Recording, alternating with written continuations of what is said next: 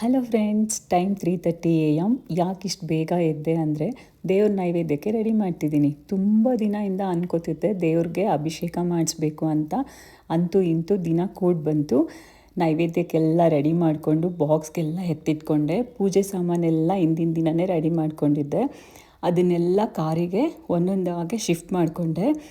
ಆಮೇಲೆ ಅಮ್ಮ, ನಾನು, ನಮ್ಮತ್ತೆ, ಪೃಥ್ವಿ ಎಲ್ಲರೂ ಹೊರಟ್ವಿ ದೇವಸ್ಥಾನ ಕಡೆಗೆ. ಅರೌಂಡ್ 6 ಆಗಿತ್ತು ಅನಿಸುತ್ತೆ ನಾವು ರೀಚ್ ಆಗೋ ಅಷ್ಟರಲ್ಲಿ.